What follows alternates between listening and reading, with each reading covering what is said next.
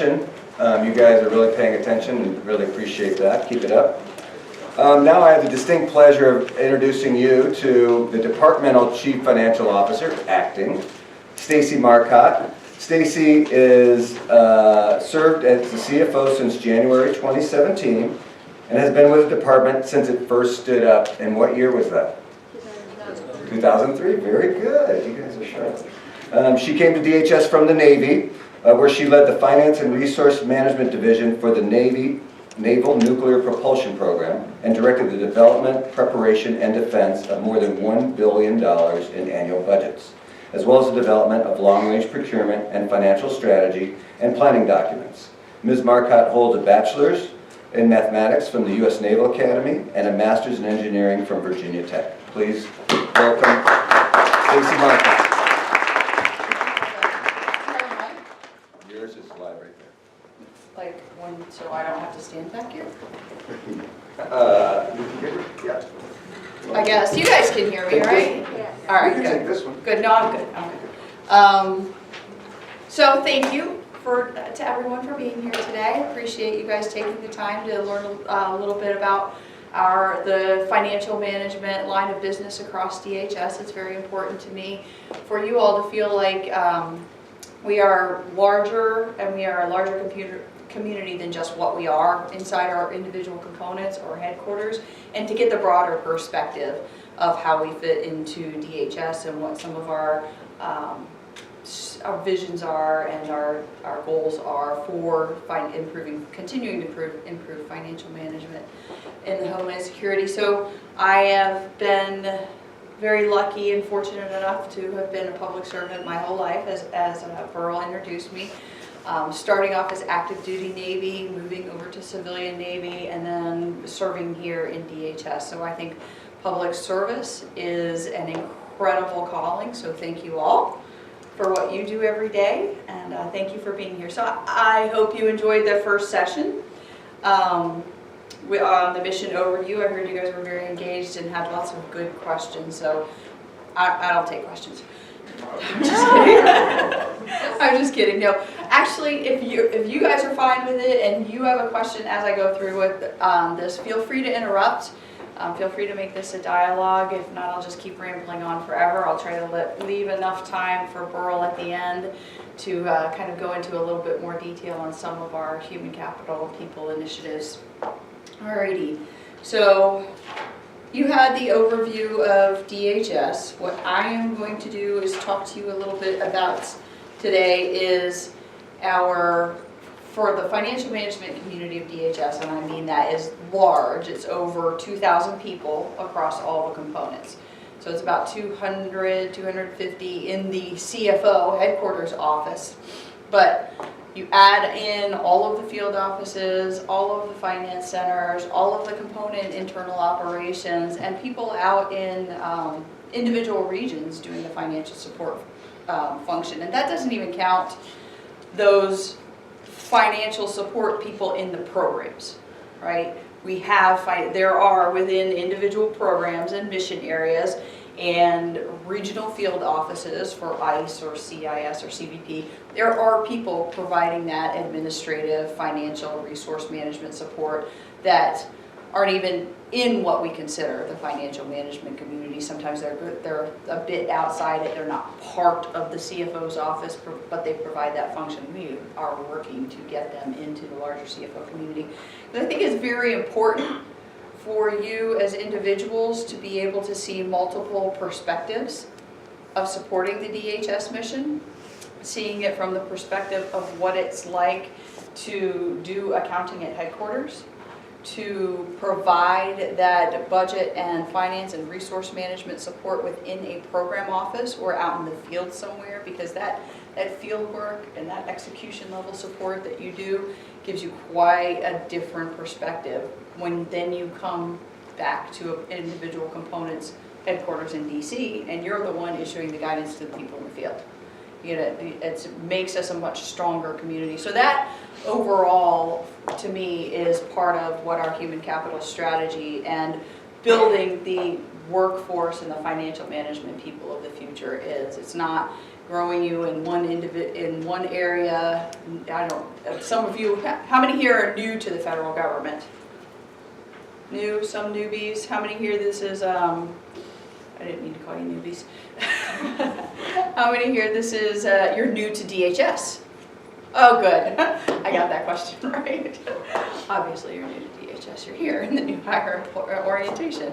But we're happy to have you in the DHS community. So today I'm just going to give you a quick snapshot of what it means to be part of DHS Financial Management and kind of what our vision for the future is and the things that we're doing to work to build it. All right, overall, our senior leaders in the CFO financial management community came together a couple of years ago, 4 or 5 years ago, and really kind of thought about how do we want to characterize what we do and keep it simple. We're always about keeping it simple. We always know technical people and accountants and budget people can get way in the details, and that's their job. It's a good thing to do. But when you think about it, we are here to secure and protect resources for the Homeland Security mission. And that can give, that is, and by secure, we had some debate on that word, we mean get. We get the resources, we protect the resources, we make sure they're used right, we make sure we can report on them right, we make sure they're properly accounted for, and it's all, you don't do anything in DHS without a dollar behind it, right? You don't have people in your workforce, which by the way is over 50% of our $70 billion budget, is just people in frontline operations. You don't do anything to, you can't support your frontline operations, your rent, your gas, your vehicles, everything that it takes to do the mission without the dollars to do it, and without properly accounting for the dollars to do it, right? And the rest of our money with financial assistance and providing grants to state, local, nonprofit agencies who then carry out Homeland Security missions on our behalf, that's about probably another 7% of our budget. Anyway, we can't do it. We can't do it as a nation without the dollars to help support it. So our mission is a very important one in the financial management community. Our vision is financial excellence always. That's a bit amorphous, right? But I challenge every single one of you all, and I do when I talk to our staff every day, is how do you define excellence? How do you define what financial excellence is when you come to work? What problems do you see? What issues can you resolve? What things haven't even been thought of that can make our financial support more effective and efficient operationally? Because our overall goal is to free up as many dollars and to get the right dollars as we need to those frontline mission operators. So we should be doing our jobs in the most cost-effective and efficient manner, and we should be looking for ways to do our jobs and being innovative in doing that. So to me, financial excellence, although a bit broad and overarching, really means what can you do to drive excellence every day when you come to work? How can you think of doing business better? How can you question why we do a process a certain way to make it more efficient? How can you help drive financial excellence? So when some people talk to me about, how do we define excellence on our performance plans? I said, if I had to define excellence and I knew what it looked like, I'd go out there and do it for you. It's about making sure that we are thinking and understanding our business and living by our core values. Really driving toward excellence means living it in what you do every day. Together we win, own it, which I like a whole bunch better than accountability. When you own something, you take responsibility from it from the beginning to the end. And it's not, we don't approach our work as, I gave it to the next guy, it's his problem now. We approach our work and our processes and the things that we strive to deliver as, I own it, I started it, I'm going to make sure the end part is successful. I don't care that, none of this throwing it over the fence, you passed it, you got it. So it's really about working, and what that means is together we win. It's not working individually, it's working together as a team, and it's working across with other lines of business It's working with our procurement shops and our IT shops and all of the other administrative support functions that make this mission go, to make sure we're resourcing it right and we're accounting for it the right way. And last but not least, always, always behind everything, you're doing what's right.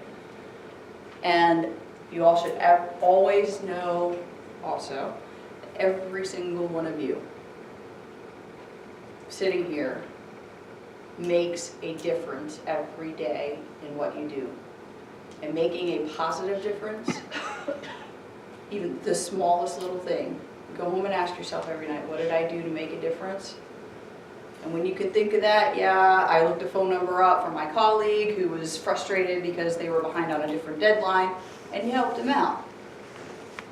That's leadership, because leadership is service. All right, core values, enough about that. Makes you feel good, right?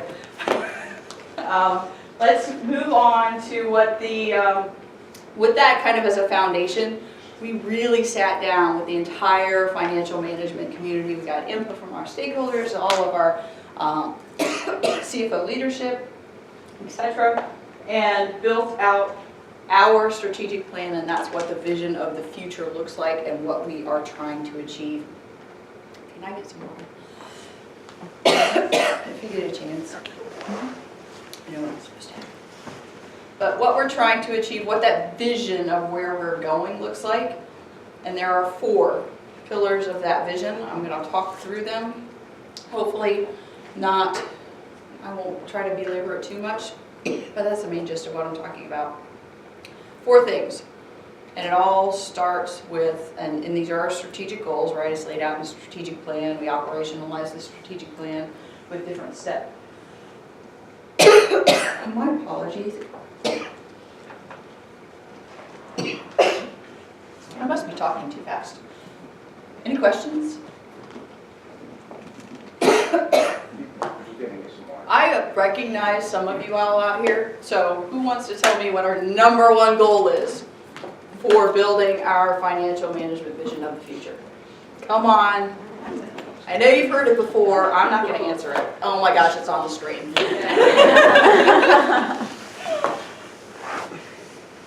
People. Yay! All at once. That was good. People. And by people, we mean you all, right? But it's not, I mean, everybody, that's easy to say people. People are our #1 things. But what does that really mean? It means putting our muscle behind our mouth, right? That means having these, building leadership tracks, career paths, centralized training programs. Or give it to me.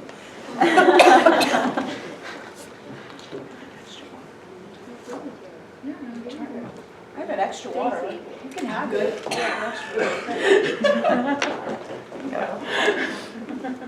Thank you. Thank you. That one is my favorite. Have it back. Okay. Much better. So our goal for people is to not only be the workplace of choice, but for you to build the workplace of choice and for you to become the best financial management, DHS mission support person that you can be. And that means leadership tracks, development tracks, centralized training program, which is like the most cost-effective training that we can get, that provides common core training for the entire financial management line of business for you all, that your components get seats in every year. And Burl's going to go into a whole heck of a lot more detail because this was our #1 goal. We built this goal out as with a larger human capital strategy. Now strategies all sound all nice and good, but every single one of our strategy has 5-year milestones on what we intend to accomplish and what we're doing to build our workforce of the future, starting from a financial professionals program intake, GS 579s, through executive leadership. And if you all haven't heard it, Burl will go into details, I won't belabor it, but we have a tremendous amount of information, and we are, I'll just say, I'll brag a little bit, we and our workforce development division are the standard setters for the department. We're the standard setters for the management directorate, for all of our other lines of business, and people copy what we do all the time. And we are working with other lines of business to help them develop their career path guides that people want. Where do I want to be in 5 years, and what experiences do I need to be able to get there? And building that, all of that out for the different disciplines in the CFO area. And actually letting our other lines of business and other components leverage that work also. So people are number one priority. We do put our muscle behind saying that, and we do have detailed plans on how we're going to do that. So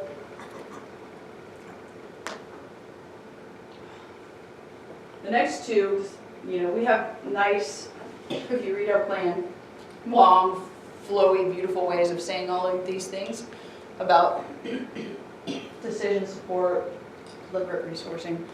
But what I boil that down to is the simplest: get the data, use the data, and make sure we can account for it. That's what it is to me. And of course, what does get the data mean? Anybody? Info systems. What'd you say? Info systems? Information systems, yes, very, very good. Excellent answer. One of our number one priorities, having modern, integrated financial management systems in place for the components that don't have them, with, by the way, a common accounting structure that everybody uses the same way with common fields.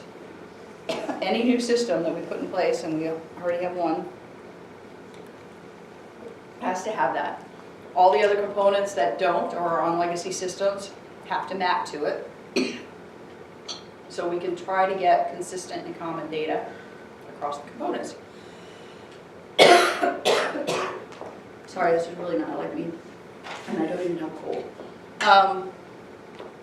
Anything else about get a common appropriation structure? 2 years ago, we worked with, for several years it took us, to get a common appropriation structure in place for the department, going from over 70 different appropriation types with all different categories of costs mixed into different appropriation types, down to 4, so that every single component gets appropriated in the same 4 common appropriation buckets with program-based appropriation line items in there.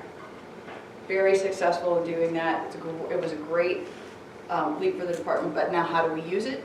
Because we've got to be able to track it from the beginning, from when we start generating our program resource plans in this whole, you're going to hear about next, PPBE cycle.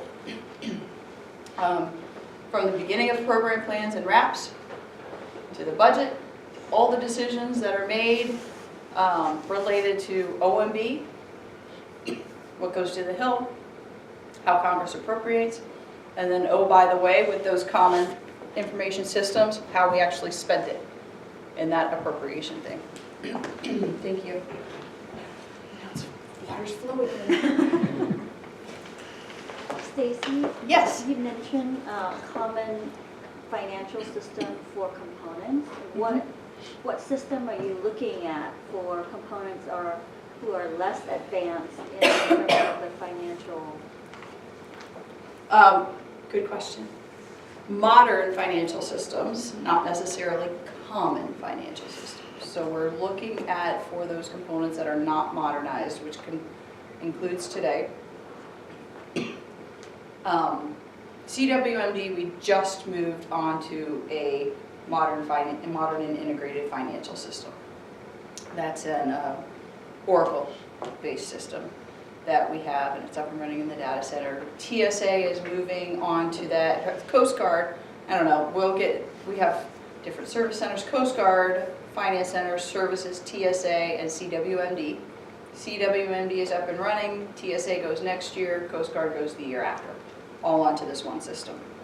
In the meanwhile, there are ICE who services 5 components in the department. Headquarters, you know who you are, S&T, I'm not even gonna get them all right.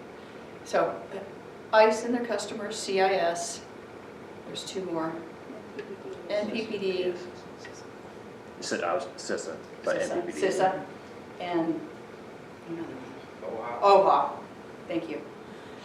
And then FEMA. Those are basic, ICE and the customers and FEMA are on the 2 oldest systems in the world. So what we're doing to get them onto modern financial systems is setting up a strategic sourcing IDIQ contract with software, modern financial system solutions available. That contract is underway right now, and we should be getting the RFP out soon. So then we will move them on to whatever's on that contract. So it's going to be full and open competition kind of thing.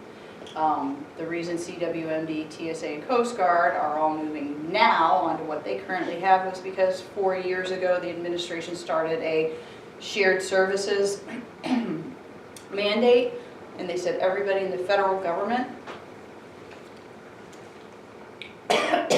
is going to move to somebody else in the federal government who is a service provider. So it's a whole convoluted story. But as I was talking about tracking the dollar and being able to understand exactly what we needed the dollar for to exactly how it was spent, that is what we're calling a one number system that we will have in place. Right now it's all over the place. We are processing transactions to go from one system to another system, to one spreadsheet, to a congressional justification, to an, oh, by the way, how do I rack up what we were actually appropriated, and then tie it back to the accounting system. And none of them talk to each other. Well, we're getting better at talking to each other, but we're in the process of getting one system in place that does that all. So that will be a phenomenal accomplishment. That was part of our vision, because we want people to be out of the transaction processing business and moving data around to being able to have the data. So once you get there and you have some common business standards, common accounting line, common appropriation structure, a common way to look at the dollar all the way through, and then report on the dollar, then you can use it. Then you can really use the data to make better resourcing decisions for the department, because you know how you planned it and how you used it. You know what some of the driving factors are behind that. You can develop much better cost estimates on the front end if you actually know how you spent it and what it cost on the back end as compared to how you had planned it before. So deliberate resourcing and continuing to build out our programs affordable. Does it fit within our top line? Do we have a good cost estimate in place? Can we get a better cost estimate in place for any of our mission programs and how they're being performed? Can our mission programs operate more effectively, because we saw this other piece over here who cost half the amount than the same function over here? Then you can start really driving resourcing decisions and better operational models for the department. So we have a whole bunch of things underway to get better cost estimates, to use the data, to do those analytical processes.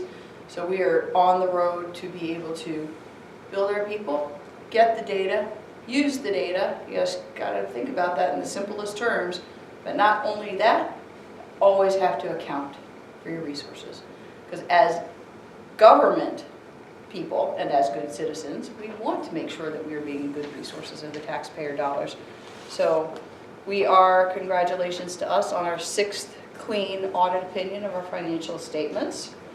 And that means we can properly account for our dollars, but we are also required to get a clean audit opinion on our internal controls over financial reporting, which means not only one time a year, at the end of the year, when we produce a financial statement, do we accurately account for our dollars, but we have processes in place so that any time in the year, if we produce that financial statement, we know we're going to know it's right. So that's the right controls that are over all of our reporting processes. We're 2 years away from that. It's a multi-year strategy for us to get there. And we have the fortunate privilege of being the only federal agency in the entire government that has this required internal control opinion, which is okay. I mean, it's good business practice. We should be able to know where our dollars are at any given time, not just at one time in the year.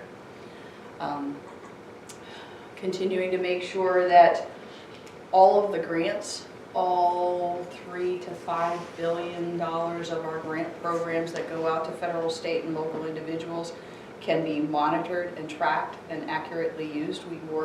We do oversight and policy for all of that, and we have several things underway to make sure that we can account for them and tie it to outcomes. Because giving money away to state and locals is all good. What did they do with it, and what did they achieve, and are they spending it the right way, is where we're really, it's a classic problem. But we have a couple things that we're doing to help really drive that. And last but certainly not least by any means is we do an audit liaison function with GAO and IG to make sure that we understand what our oversight bodies are seeing on how well we're using our resources. So we monitor and track all audits, all recommendations to closures, and a lot of those have to do with using our resources more efficiently and effectively. And oh, by the way, what that does is that feeds the front end of how we plan our resources the next time. So, in a nutshell, people get the data, use the data, be good stewards. Any questions on that? You all are super motivated. I can tell. I just wanted to make sure that you had an understanding of it, the big picture, where the department is headed. All the components are very active contributors into all of these initiatives in many different ways, and they participate on helping us grow. And you can't do it without it. This is just not like me at headquarters saying this is our vision, this is our collective, what we're doing to build it. And if you ever want to know how you fit into that, come ask me. Tell me what you're doing, come ask me. Go ask your boss. We all should know. Yes, ma'am. Just out of curiosity, you've been acting CFO since 2017, so what's the challenge of getting an official CFO in place? Thank you for asking that question. That's a good one, because I'm actually meant to start off with that.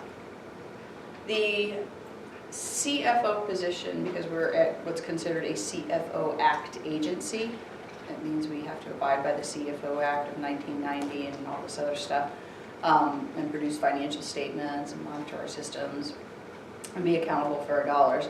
But that designated the CFO position as a political appointee. So it's a political appointee, Senate confirmed position. So when the administration changed, the old CFO from the old administration out, she's actually not out, but not political anymore. And then they just haven't gotten anybody through the confirmation process yet. And focus, quite frankly. There were a lot higher priority positions that the administration has been working to fill before they get, this is just my opinion, before they get to the CFO. There's been a couple in the works, so no reason that I know of. It's fun. Does that answer your question? Yes, thank you. Yes, ma'am. Hi, I noticed you talked about details and when I looked at details, I've noticed that they only go up to like 13 by any chance, is there any plans to have details for even higher grades, like 14, 15? Yes, ma'am. There absolutely is, and if you're ever interested in one, go talk to that man right there. We should. We do. As a matter of fact, as part of the leadership programs, and I'm going to try to leave enough time for Burl to talk about here, in the 13, 14 programs and in the 15 programs, that is part of the requirement, is to do how many 2 to 6 month detail in a different component or in a headquarters or somewhere outside your organization. So we make those available, make sure that help you find one also.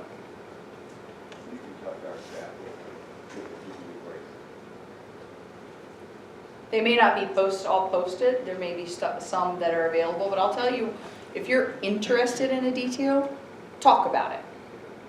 Talk to your supervisor, talk to other people, tell them what you're looking for and why you want to go do it, and people will start paying attention for you also. Any other questions?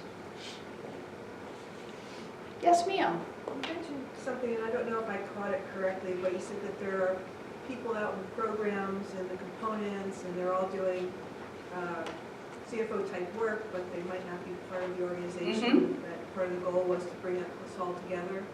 Are there initiatives to work on that right now, or is this this is probably part of it, right? This is so we have our human capital strategy today that we built out, the first one that we got in place, 2.5, 3 years ago. We're in the second or third year second year of implementation. Thank you, Pearl. Human capital strategy 2.0 is on the docket right now, and that will be part of it.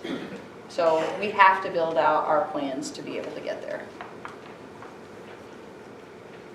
Did you guys, you got that right? That's part of 2.0. Got it. Already working. Yes, no, we're already working it. But that's in progress. We're trying to work that through this fall up through the beginning of next year so that we can at least have a framework that we can then discuss with the CFO community for what that next step is going to be. Good question. Any other questions? All right, Jenny, real quick, what do we have next? Before I get all here. Oh yeah, I talked to you. I said we operationalize it. We set milestones for ourselves. We try not to make it shelfware. We actually have 5-year plans with detailed objectives and milestones underneath each one of these goals that I talked about, so you can go read about it anytime you want. Talking fast. Components with CFOs in DHS. I just wanted to give you guys this perspective of your overall community really quickly.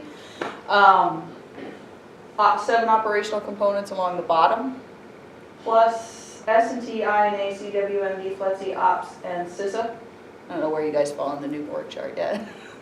And then there's one more headquarters CFO that services all of management and this Office of the Secretary and Executive Management. So all together, and then I think if you include on there the IG, we have 14 people who run their financial management organizations that all then report up to the department CFO. Next. And what's any good presentation without an org chart? This is how headquarters is organized. Not all the components are organized the same way, but from the beginning of the process on PPPE that you'll hear about next, program analysis, budget, cost analysis, financial management are our accountants. These are all individual divisions. I hope you can read it from wherever you are within the CFO's office. Financial assistance is grants, workforce development, obviously. Financial